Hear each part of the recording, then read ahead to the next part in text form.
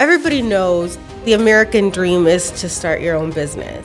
But there are so many people who have had too much fear and then got so scared out of doing their dream.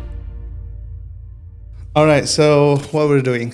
All right, so we're starting a new podcast, Okay. you and I, and we are going to call it, Taking the leap. yes, Taking the leap. yes. And why are we calling it that? Why are we calling it that, Nasha? It's because we have taken the leap ourselves and we started a business. It's been what now? This is the third year. And we want to document the journey and tell everybody's listening what is it like. But first, what's your name? Who are you? Oh, yes, I'm Diana. I'm your wife. And who are you? I'm Naja, and I'm your husband. And we're married. So cheers. Cheers. Okay, so let's be completely honest here. We don't know really what we're doing, but we're trying. So we are. Wanting to tell our story. So everybody knows that the American dream is to start your own business. But there are so many people who are held back or who have held themselves back, me included, who have had too much fear, who have had too many doubts, too many what ifs, and then got so scared out of doing their dream, right? And so for me, just being your partner, knowing you, taking a leap, coming to the United States to do your master's, getting to know you, seeing the kind of person that you are. You're so ethical, dedicated, hardworking. But you yourself have had doubts about starting your own business. And I was with you. I was lucky enough to be with you from the very beginning of your journey where you started Parrots Lab, your company that is now doing so much better than we ever thought could be possible at this time. And just watching you as you're, hitting obstacles and then somehow overcoming them. And the company has like completely changed and transformed and evolved. I mean, if you remember back in the day, I remember we were at that hookah lounge when it was probably few months in January 2023, like few months after ChatGPT was released. And of course, I was super excited about ChatGPT. I remember.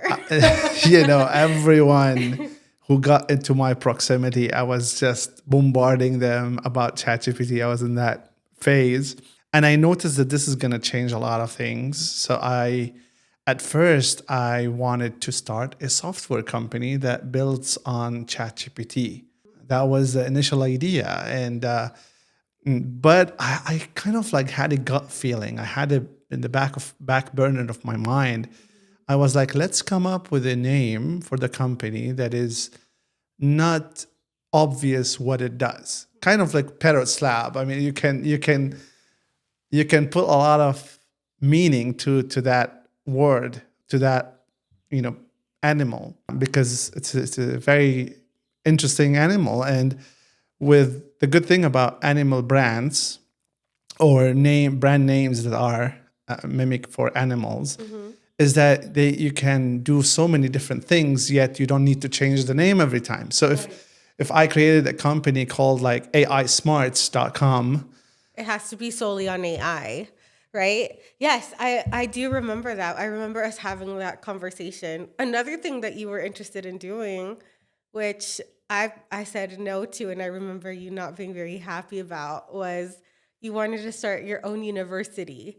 Tell me a little bit more about that. Remind me what it was like. yeah, that's the idea of like using AI for education. Right. So, as you know, my parents are educators. We own a private school in Lebanon, and education is part of my ecosystem growing up. So, when AI came out, immediate thought is that, oh, well, this could help a lot of people learn. And at the time, I was doing my master's degree, and I was not super happy with the quality of education I was receiving. And I thought that there must be a better way, and these colleges haven't evolved as quickly as they should. and perhaps AI could come and become the next university. And that was one of the ideas we were thinking about. Yeah. And I think, looking back, I almost wish I had, been more supportive in that leg of your journey, because it already I was putting on you my fears, where I was thinking, this is way too big. It's too huge. How are you going to do this? How are you going to overcome all of the challenges? There's too many unknowns. And so in my fear, I was like, no, I don't think it's a good idea. It's too big for you. Don't do it. And so I kind of quashed that, which I regret, because we never know what could have come of it, right? And so that was a learning moment, I think, for me, where I was like, okay, self-reflection time. I don't want to be like that. I want to make sure that I'm being supportive of you and your endeavors.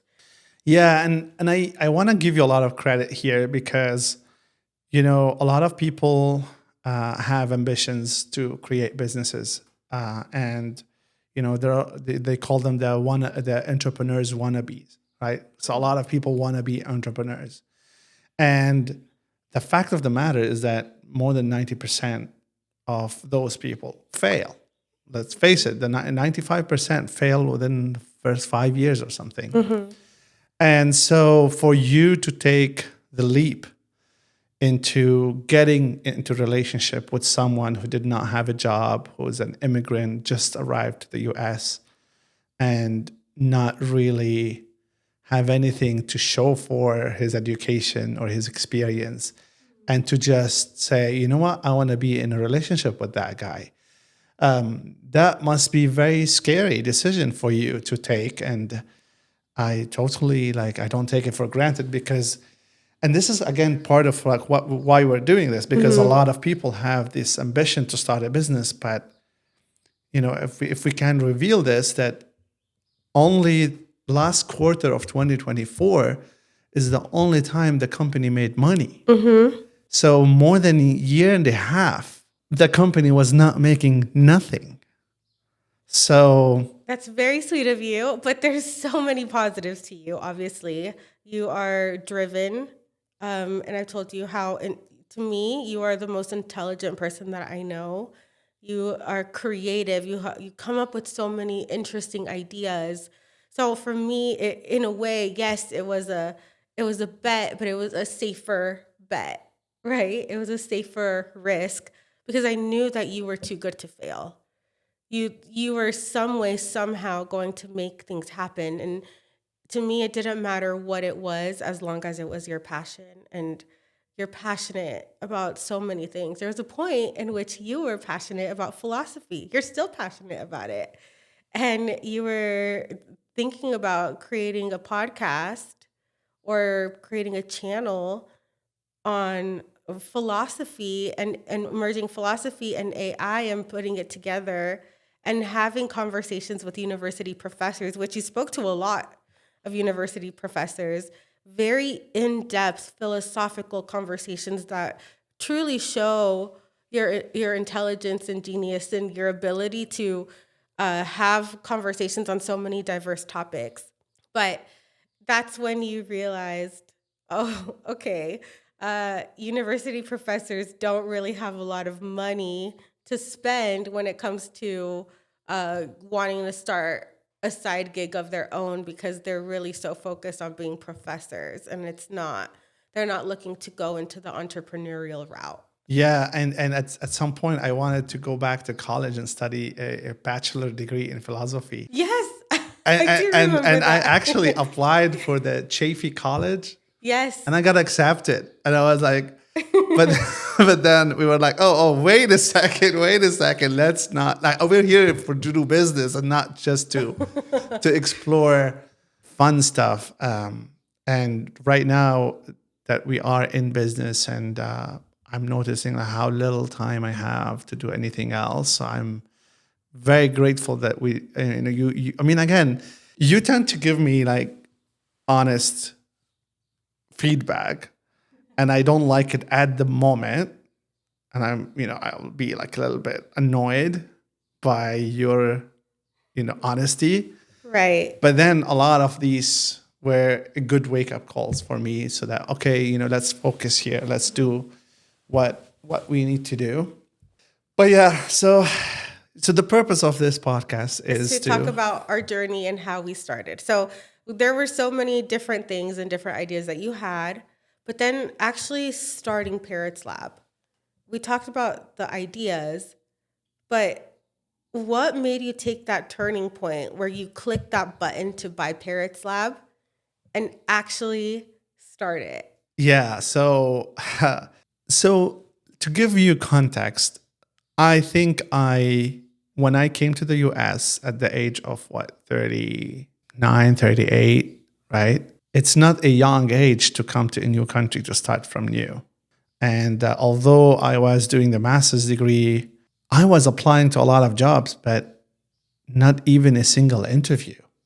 And this is not only me, a lot of the other international students, they have similar problems.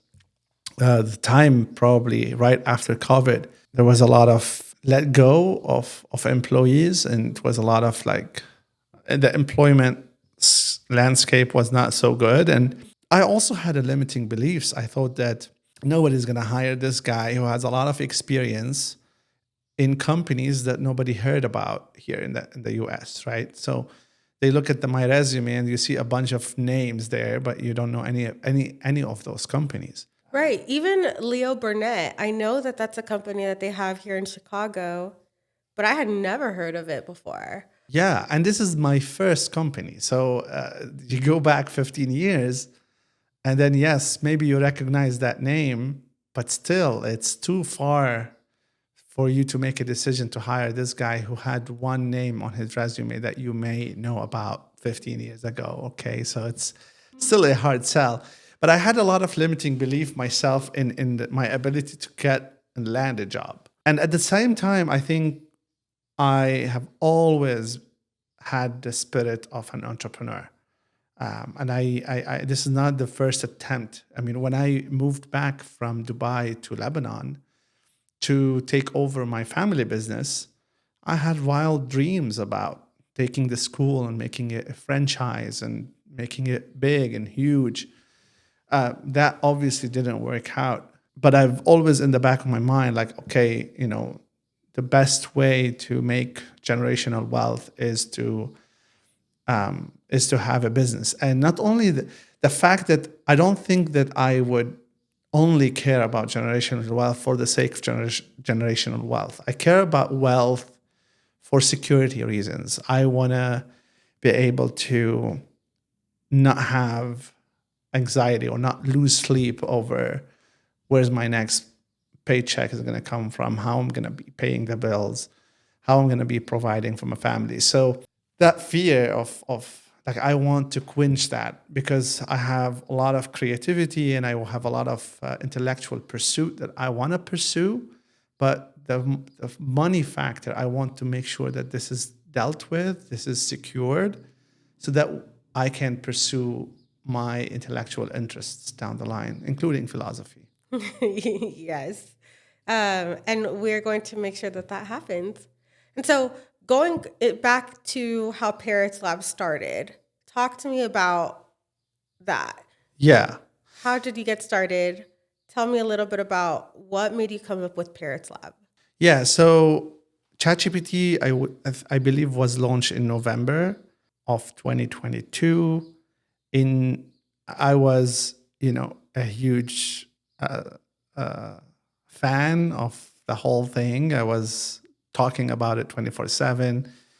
Then I was thinking, okay, there's a lot of business ideas that can come up from this thing. So I thought, I gotta start somewhere. So I immediately went and registered Parrots Lab. Now, the reason why I came up with the name is because parrots have the unique ability to mimic humans. They can mimic the voices and stuff. And what ChatGPT is doing is really trying to mimic human intelligence by, takes a lot of data and, the algorithms just reproduce the intelligence from the data that it trained on.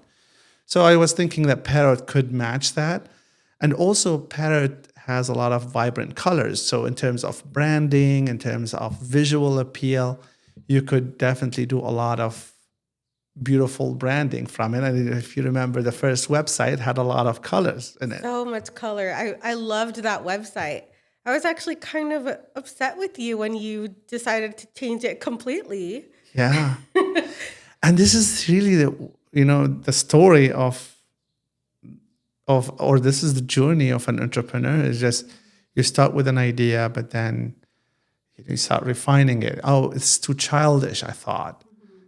Maybe it's not the image I want to portray, because then I started developing chatbots that they are AI chatbots that are, you train them on your company website and you install them in your website. And now your AI chatbot can answer your customers' queries and do some sort of customer service for you. And that's the first product that I was trying to sell. Right, I do remember that. You just jogged my memory because it's true. That was one of the things that you wanted to put together. And then you ended up pivoting. And if there's anything that I've learned about entrepreneurship through you, has been there's constant pivots. You constantly have to change. There is no such thing as being able to be stagnant or to be complacent, because otherwise you die. You don't thrive. It's constant. It's a lot of moving pieces all at once. And I'm seeing that you're juggling them and you're learning and you're growing, and then you're going to continue changing things that are already, in my eyes, working well, but we can't just stay stagnant. We can't just be at the same level as where everybody else is. We have to continue pushing that envelope and going higher every time so that everybody else wants to emulate what it is that we're doing. Everybody wants to try out the new things that you have to show the world. Yeah. And I want to point out to everyone watching is that when a couple is doing this, you obviously have a great career in the hospitality world. And thanks to your income and, we were able to, stay stable as a household. But this is how frustrating it is for one partner in the relationship to be an entrepreneur where the other have a steady income. It is, of course, very good for the household. It gives that level of security. Like one person can explore where other person brings in the security of a steady income. But then I'm totally I understand why you would get frustrated by these pivots. Because when we change, you are betting every day when you marry an entrepreneur, you're betting that this is a guy who knows what they're doing. Otherwise, there's no confidence, there's no trust in that person. But when they start changing things, it's a very destabilizing thing to endure as a wife. And that's, again, why I give you so much credit, because you tolerate those shifts, because it's definitely not so easy. But at the same time, there's no way, there's no other way. There is no other way. And I do remember, towards the beginning when you were just starting this off, there were a lot more moments of frustration where I was like, I don't understand. This is working so well. I think this is going to go great. But then we have to change because of something else. Right. And as I started listening to podcasts, I started listening to audiobooks with you on entrepreneurship and building a business. And it really did click where you can't stay the same. If you think that something is working well, there is no such thing as if it ain't broke, don't fix it. Because if you don't improve on it, then it's going to collapse. So I am happy that you have brought me fully into your journey. And this is why I'm so happy and grateful that we're doing this podcast together, because you are seeing this journey of entrepreneurship in one perspective, and I'm seeing it in a completely different perspective. And so what our hope today and what our hope in this Taking the Leap podcast is to sort of blend the two together to be able to share with anybody who is interested in entrepreneurship, or maybe there's a partner or a spouse who has a partner, right, who is into entrepreneurship, who is starting their own business, and they're afraid for their partner. And so I think that this is going to be helpful to anybody who is interested in going towards that venue, or is somehow being either dragged or being accompanied, within that journey of creating their own business. Yeah, I mean, think about a lot of the people in their careers, right? People who have years of service in their jobs, they have accumulated a lot of experience, a lot of knowledge, a lot of skills. And today is the best day really to start a business, right? So all the infrastructure is very business friendly. Like even the AI agents today, I was looking into AI agents, and they're really picking up steam now. So now you just tell AI what you want to do, and the AI will open the browser and log in somewheres and take the tools, do things for you, just like an employee. So this is the perfect time to start a business. Now, taking the leap and actually doing it is the hard part. Oof, it's so hard. Yeah. I think that is the hardest part. It's just taking the leap and doing it. And sometimes, like we're so blessed where we are able to, I'm able to provide with the benefits, and I have income coming in for us to be able to have that exploration. So for us, it's a little bit easier. However, for other people who may not have that, it can be really tough. And so I definitely want to recognize anybody who is in that boat and is wanting to take the leap. It's hard, it's scary, but it's doable, and and you will not regret it. You'll always regret not doing it. You'll always have that what if in the back of your head. Yeah. I think it's not that straightforward as well, because if we analyze our situation, like we're only talk about our situation here. January 2025 was the only month where the revenues coming into Parrot's Lab have kind of matched the revenue that you were bringing in. So if there's a couple out there listening to this, they have to count for that. I mean, business is not like you start a business today and then tomorrow money pours in. If that's the That's case, right. Everyone would be doing it's it. amazing. Of course, you no question about it. If some people secure a client first and then start a business right away, and that's perfect. If you can pull out something like that, that's great. But I would say the majority, including our experience, is that you start a business, but then it takes years sometimes before you get your first customer. And when you get your first customer, it takes also a lot of time to make this thing profitable, or something that Right. that brings in some income for you. Yes, of course. And to your point, you had said it took us almost 3 years, 2 years, almost 2 years to even break even, right? It, let's talk about your first customer ever. Yeah. Let's not talk about them, but like let's talk about the circumstances. How did that happen? How were you able to score your first client? I remember how happy you were, and you were like, I did it.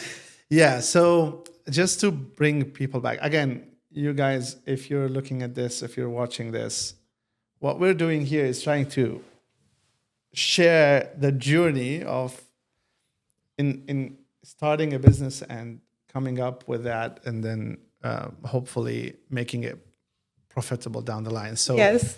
we talked about the AI chatbots that I was trying to sell at first, where I got in front of a few clients. They didn't want to invest. So part of me was thinking, well, maybe I did not get in front of enough clients. but I didn't. Yeah, I mean, it's decision making. I believe like entrepreneurship is like mental gymnastics. Like you have to make decisions all the time, whether you invest in paid ads or you invest in all sorts of different things. Like this podcast studio that we created, like it takes a lot of money to make something like that. But as you were saying, and when we were saying, stagnation is the killer of business. I developed some skills in hosting podcasts, and I was doing it first online. But I realized that the quality of the videos online, the people coming into your show, they're using some sort of webcam that is pixelated, and they don't have proper like backdrop, and the whole aesthetic of the image that you're going out to the public looks very amateurish. And I know other colleagues of mine or people who have started businesses like me, that me and them are starting at the same time. One of them is in the UK, and he's doing the same thing over and over and over again. And there's no evolution. And I'm seeing that, okay, the same amount. The definition of insanity is doing the same thing over and over and expecting different results. So that's part of the entrepreneurship journey, is that you have to switch things and you have to upgrade and you have to move forward. And so when I realized that the AI chatbot is not selling, I realized that AI, although I'm passionate about it, I have a degree in information systems. I understand how it works to a certain degree, but I don't have the years of experience in building software. And I realized that this is not my zone of genius. My zone of genius has always been marketing. I've graduated with a marketing degree, worked 15 years in the Middle East in ad agencies, digital marketing agencies, all of that. I am naturally confident to speak about marketing, to understand marketing strategy, to use the lingo and the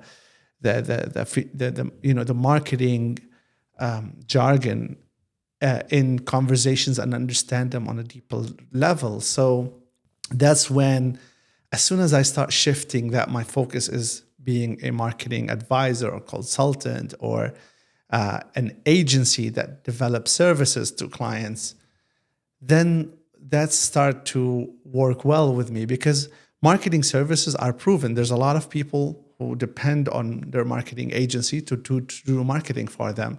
It's a proven model of business.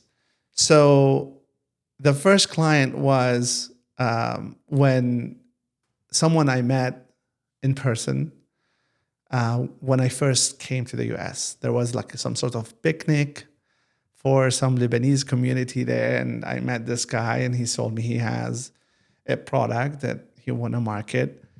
And so at first, I did not pitch my services at all. I never really tried to sell them, because at the time I was not even focused on the marketing agency side. As a matter of fact, even when you met me and we were talking about how like you wanted to be an entrepreneur, and I remember even telling you, "Oh, you have 15 years of marketing under your belt. Why don't you just do marketing?" And you were like, "Oh, no, I don't want to do marketing. I want to get away from it. I keep hearing over and over that marketing is a dirty word," right? And you were telling me how, as you've gone over the years, you've met and you've heard about people and scammers and people who have scammed so many other people that it's kind of taken away the fancy, maybe not the fanciness, but like the importance of marketing and in any company. And so it's kind of given it a little bit of a bad reputation, and that's why you were even hesitant to go back into the marketing world. If you remember some time back, we were here trying to put the trash cans out, and there's two people came to our house, opened the doors, came in there, and tried to sell us some sort of security system, whatever, and they won't stop. They were so rude. We asked them to leave our property. They didn't leave. It's very so annoying. And let alone you open your mailbox and you see all of these scammers and people try to get your attention for some sort of scams. And when you tell people that you do marketing, a lot of them think that that's what you do. It's almost like a turn off. Exactly. They think that this is what marketers do. Marketers are those annoying cold callers who would call you in the middle of your lunch or in the middle of your dinner or something, and they keep talking, and you feel like either you want to be very rude to them and shut the phone on them, or if you entertain them, you're wasting a lot of time and valuable time with your family. And I thought that there's a lot of negative connotations associated with the marketing profession, and I want it to be out. I thought that ChatGPT and AI could be a way out, but in all honesty, I did not find a product to sell. And maybe there are a lot of people. I mean, right now, don't get me wrong, AI is an integral part of our marketing services, right? When we do a lot of, AI videos and AI audio, and we do a lot of ads that, AI is part of it, part of the editing, part of everything. But as a product without the marketing function, I couldn't find anything to do with it, especially that I'm not a software developer. So I was really happy to hear when, after trying so many different ways and trying to go a few different avenues, you finally stepped up and you were like, I'm gonna have to do marketing. Yeah. This is what I know. I have done 15 years. I've tried so many different things and different ways to go about and avoid marketing, but it's too important to every business. And so tell me about that time, that I remember that day. So I want to hear from your perspective. Remind me as to why it was that you ended up going towards marketing, and how did you justify it in your head to ensure that your marketing would be different from the scammers? Yeah, that's really a great question. So back to that first customer, because that leads to that. So Yes. the first customer was that friend of mine. We met. I've been trying to help him in so many ways. I've actually gave him contacts to some people, and I've always been keeping him in mind whenever I stumble upon some cool article or cool video, and I will always share it with him. So he was like, I'm being supportive. I'm being as much as possible. And then finally, he was asking me, "Hey, can you help me? Can you do work for me? Like, can you help me out with something?" And for the longest time, I've been resisting. I don't want to do marketing work. So again, for all the reason that we've been talking about. But then finally, I realized that, hey, there are like some amateur podcasters, and there are Joe Rogan and all the professional podcasters there. And in every profession, there's the bad doctor and there's the great doctor. There is the bad politician and there's the great politician. There's the bad, you name the profession. There's a bad mechanic and there's a great mechanic. So in every profession, there is a spectrum where there are some people who are not ethical, not skilled, terrible at their job, and deserve a bad reputation. And there are, on the other side, there are the people who are great human beings, great at their job, produce results, and all of that.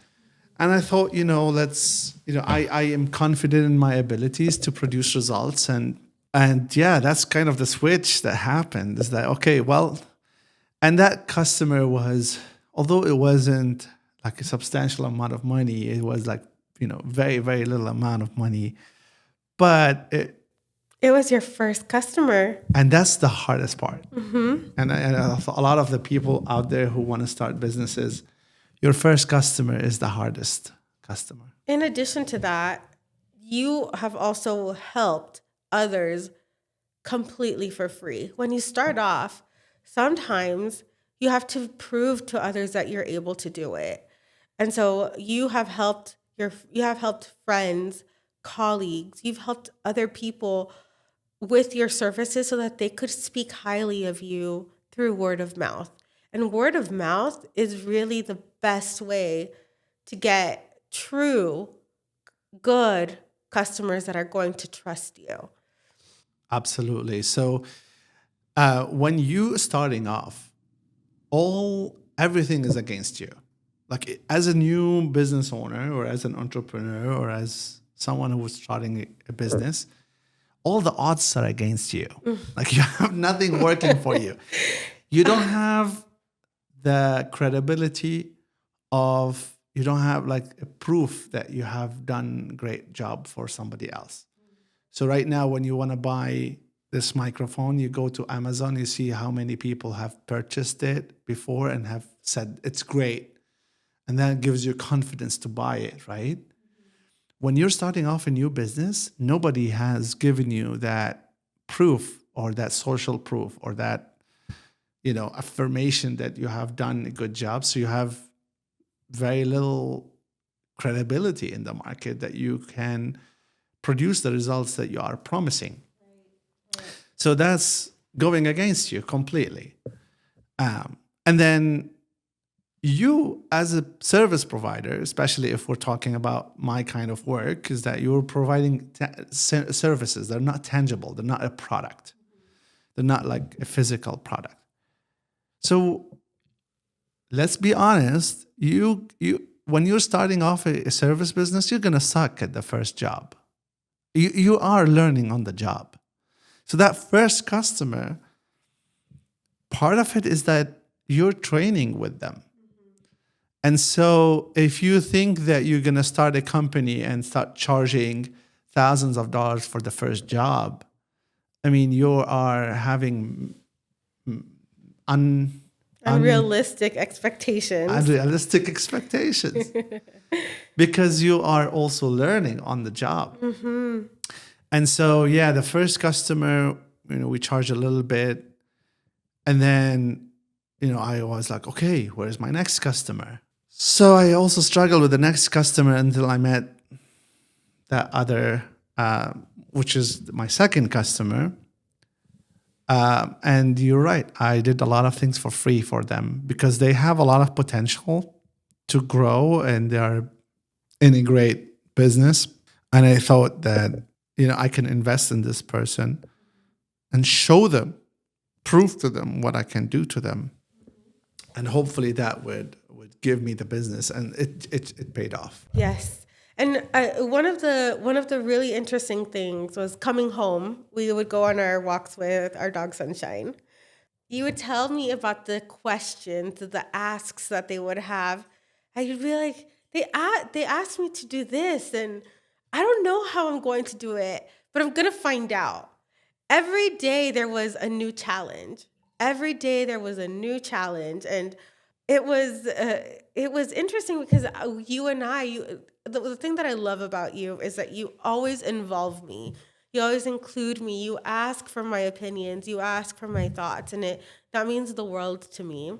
And so, I remember like we would brainstorm on the certain projects or the certain asks that they would give you, and then I would leave, go to work, have my day, come back, and then you'd be like, "This is what I decided to do," and I'd be like, that meme that's like, whoa, right? Because I would never have thought about that. You took a little aspect of maybe one or two ideas that I gave you, an aspect of something else, talking to ChatGPT, maybe reaching out to another person, and using your 15 years of knowledge to bring this vibrant idea together.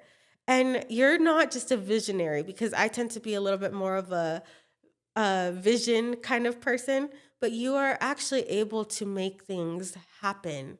You're a mobilizer. And so I'm really proud of everything that you've put together, but I know that at the end of the day, it's not you being green or you being new. You're tapping into all of those other things that you've had to learn and grow through and struggle with throughout your 15 years in marketing. Yeah. And I have to say, a lot of the times because you're not into marketing. Like, I mean, you have a career in hospitality, but the fact that you are an outsider to that profession gives me a lot of valuable insights. Because, and I always tell you that when you are in the middle of the bottle, when you're inside of the bottle, you cannot see the label. When you're in the middle of the profession and you are, in details, terminologies and jargon words and things that are for the outsider, you start talking about this stuff and they go blank. Like they go like, you're talking Chinese to me.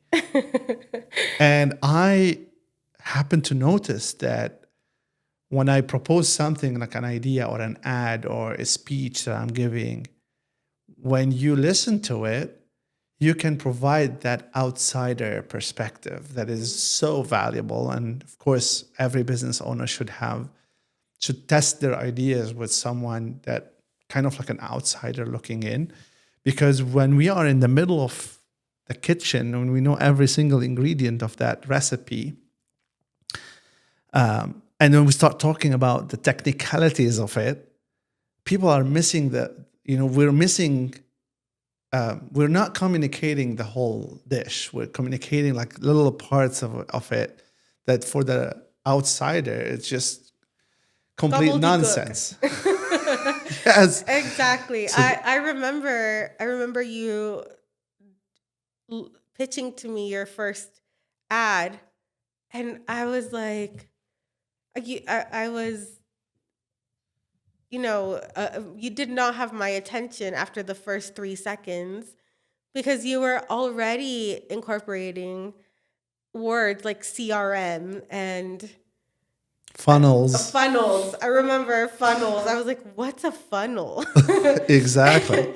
And you're like, how do you not know what a funnel is? So, but yes, over time, you've gotten so good at like really tightening things up so that it's easy to understand that, yes, you're a professional and you know what you're talking about, but also laying it out for the regular person where marketing hasn't been their whole life for many years, right? Yeah, exactly. So that role was instrumental in tuning in my communication, because one skill that is vital to any entrepreneur or wannabe entrepreneur or someone who want to start a business is communicating your ideas.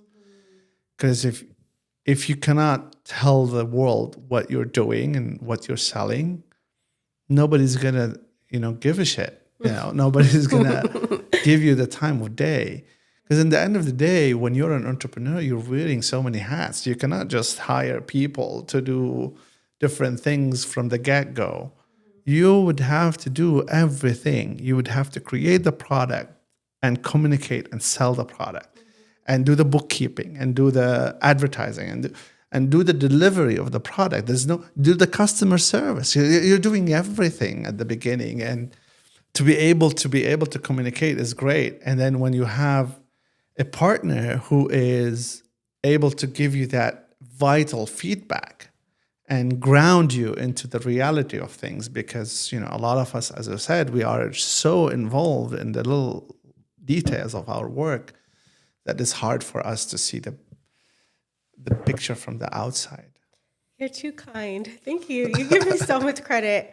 But one thing that I'm very curious and I would love to know is you've been doing this now and you're gaining traction. But if you could go back to a year ago, what is one thing that you would do differently? I remember your struggles. I remember your fears. There's a lot of self-doubt. I think the biggest lesson here is, I think we touched on it before. The biggest lesson is that you gotta know what is your zone of genius and capitalize on it. That's it. I think having grandiose ideas is a good thing, but again, if we're talking to those professionals with years of experience in that profession, if you think that you're gonna leave your job tomorrow and go start a business completely different from what you have been doing for the last 10, 20 years, you're shooting yourself in the foot because you have accumulated so much knowledge and expertise during that time on your job. And you know in depth about the ins and outs of that business. And trust me, every other business is exactly the same. There's a lot of details, there's a lot of know-how, there's a lot of skills that are required in every different profession. And that's kind of my mistake. I went into AI, but I have no years of experience in software development or in that in that profession. And I wasted a lot of time doing AI, and I don't know not only the development part, but also like where to sell your software, how to, there's a lot of like from inception to customers, there's a lot of little moving parts in between. And unless you have extensive experience in that profession to be able to navigate all of these moving parts to the delivery. And that's the only thing I'm confident about is marketing services because I've done it for so long. Mm-hmm. I know how to strategize a client with the client. I know how to build a marketing strategy. I know how to service the client. I know how to hire talent. I know how to produce the things and deliver the things. And for me, trying to leave marketing, leave 15 years of experience there to venture into something new, wasted a lot of my time. So if I would go back, I will skip the misery. I would say, okay, I am really good at marketing. Let's just capitalize on it and just go all in. And that's what would be my go-to. Yes, and to your point, going back to what you would always tell me, you wanted to capitalize on it, but do it in an ethical way. Do it in a way where the customer felt safe and where you gained very naturally their loyalty by continuously showing them over and over that you go above and beyond every single time, that you over deliver. And and I think that is really what sets you apart from the rest. You gain leads organically. You make sure to vet people first, and you don't just get anybody that is interested in you. And I think, just from observing you, maybe not being you, but observing you and being by your side, a lot of the times that these conversations are happening, they happen because you've taken the time to grow that relationship organically. And that, if anything, my learning lesson, and I know you didn't you didn't ask, but my learning lesson, or the thing that I would want to tell Naja a year ago, is the person to person, face to face interactions are so much more important than cold calling or conversations on Zoom. This tangible, like meeting people, seeing people's facial expressions, being able to mirror them and having these like relatable conversations. That's how we build that trust, and that's how a relationship can actually get started. Absolutely. I second your thought here 100%. The moment I start leaving the house and meeting people in person was the meeting where I start getting customers. And I'm not saying that it's counter to what I sell. I sell digital marketing. So I sell people like selling online. This is really but even within my marketing strategy, the whole goal is, yes, to establish the first contact online. But then the whole idea is to bring them to meet the person, especially if you're a high ticket business owner. So you're trying to get a lead from the internet, yes, but then to convert that lead into a physical one-to-one conversation, which will build the relationship that you're talking about. And absolutely, the trust factor is vital. People want to do business with those who they know, like, and trust. And that's my definition for a brand. A brand is simply a business that you know, so there's a brand awareness, you like, they're communicating something that hits the spot for you, and then you trust. They're not scamming. they're not, they deliver what they promise. And that's the definition of brand for me. Yes. And when we are doing that in the real world or online, going into the same principle, that's when we do proper marketing. And I think, we're still trying to figure out the identity of the show, but I think a lot of the things that happen is very basic principles of relationships and how to really connect with people. Because of course you can definitely scam someone short term and win, but how the damage on the reputation that you're going to get hit by is going to be far more expensive to you. Astronomical. Mm-hmm. Yes, I'd rather sometimes to miss on opportunity to make a buck for, and save my reputation, because this is the only thing that matters in business, your reputation. Reputation is everything. But yeah, well, as you can see, you guys, we are trying to document our journey. And by the way, this is the what you're seeing here is our podcast studio that is literally in our garage. So if you like it, get featured. Let's have you on. The reason why we're doing this right now is really we want to document our journey with you as we're growing within our road into entrepreneurship. This is an adventure, and we're hoping that anybody who is thinking about being an entrepreneur, who would really want to do that in their future, but is afraid to do it and is afraid to take that leap, we're here with you to, allow you to see us as we are, getting through our moments of difficulties and facing any obstacles, and even through those moments of wins, right? The whole thing, whether positive or negative, we want to ensure that we are being very transparent with you so that hopefully this will inspire you to also take that leap. Yeah, we're telling the story. We're bringing you with us on the journey, and hopefully you can see some value in it and maybe benefit from our mistakes and learn and grow and see the difficulties that we handle as a couple navigating entrepreneurship and business. Awesome. And as you can see, we're pretty lubricated at this time. I know you don't like that word, but it's true. That's what you call people when they finish the drinks.